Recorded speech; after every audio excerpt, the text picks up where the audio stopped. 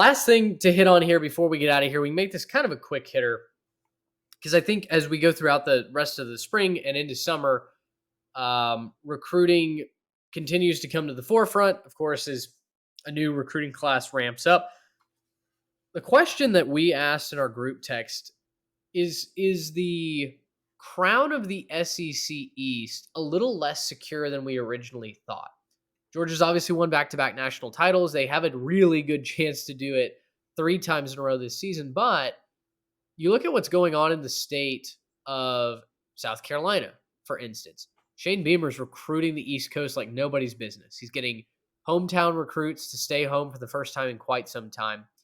He's raiding the Northeast, which recently has really been a target-rich environment. You've had a number of scouts go on record for pieces, I think, in like The Athletic, On3, talking about how that New England area has exploded with football talent. Beaver's going up there. You've got Tennessee that's doing Tennessee things. Josh Heupel's got them back on the verge of being very, very relevant in the playoff and national championship discussion. And then for all their on-field woes and some off-field snafus as well, Florida continues to recruit very, very well. So I'll pitch it to you this way. If there was one team to threaten Georgia and their hold on that conference, who is it? I think if you're really looking at this in terms of SEC, it's just the division. I think you really have to look at Tennessee. I think that's your big play right there. Obviously, they were the big team last year. Did get tripped up by South Carolina. I get it. I think a healthy Hendon Hooker would have made that a different situation, but that's neither here nor here, right? Ifs, ands, buts. No need to go down that route. But I think Tennessee is a very good team. I think Heupel is an incredible coach. He's been doing amazing things. He's really turned them around quickly. I think he's got a lot of hype, which helps. He obviously the win against Alabama, being able to win their I think they played the Orange Bowl. That was a big one for them as well, getting the win over Clemson. Clemson. Most teams, you get to go, flaunt a win over Alabama and a win over Clemson in the same year. A lot of times it means you won the national championship game. And obviously a little bit of a down year for both of them last year. But no, I think for Tennessee, you've got to look at this as you've got a lot of momentum. You've got a lot to build a program on. And Joe Milton, he ain't no scrub, right? He's a solid quarterback. He can really sling it. I think that he could do some really good things, in that offense. He obviously showed out in their bowl game. I think that this is a really potent offense. And I think the big thing that you have to wonder with Georgia, right? Obviously, top dog, pun intended. But I think with Georgia, the big thing you have to look at is they're turning over a lot of leadership, not skill, but leadership. They've got a lot of leadership out the door. Stetson Bennett, massive leader on that team, really felt like he could rally the troops at any point. Obviously, losing guys on that front end of the defense and a lot of really talented players. Yeah, you're losing talent. You're replacing it. You're Georgia, right? You're going to be just fine. No issues there.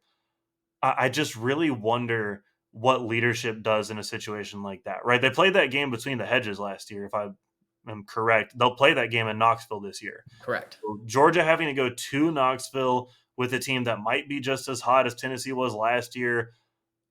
It's a tough place to play. Bama lost there this year. I'm not picking a loss. I'm not picking Georgia to lose any of these games right now. But if it's going to be one, you have to think it's the Volunteers. I mean, you can make a case for South Carolina or Florida, but I think Volunteers have to be the first in line. I agree. I think Tennessee is kind of the pick of the litter there. I love what Beamer's doing at South Carolina. Oh yeah, That program seems to be really rallying around him. There's a wave of momentum going. Now, I still don't trust Spencer Rattler no, as my quarterback one, so no, I won't pick South Carolina to do anything audacious this season. But I do think 9 wins is easily within reach if Mhm. Rattler can be protected and uh, be accurate down the field. That offense is going to be a lot of fun. The defense continues to improve. They've got some pass rush in there now. Um, yeah, I like South Carolina to be a name to watch. I don't think 2023 is their season quite yet, but I do like where they're building. And it would be nice, honestly, to know that Georgia has to stay awake at night game planning for any Sure, one of a couple of teams, right? right. So I don't know that I'd love where Florida is going, just from a program standpoint, the recruiting's been really good, but the Right. on-field product was not good. Some of the, kind of the rumors and the backlash that we've heard behind the scenes, obviously the Jaden Rashada stuff that, is well in the rearview mirror, but still, I think a symptom of maybe some dysfunction in that athletic department. So, yeah, I'm on board. I'm on board with a couple of different flavors that Georgia has to worry about. Right. And I will say, I think Napier is a heck of a coach, and I think he'll do just fine at Florida. They got to give him some time, which has been an issue at Florida in recent years, giving their coaches time to actually settle in and develop their culture. But obviously, you're not going to give him that long of a leash. You're gonna make sure that he can turn things around quick, or you're going to find your next guy.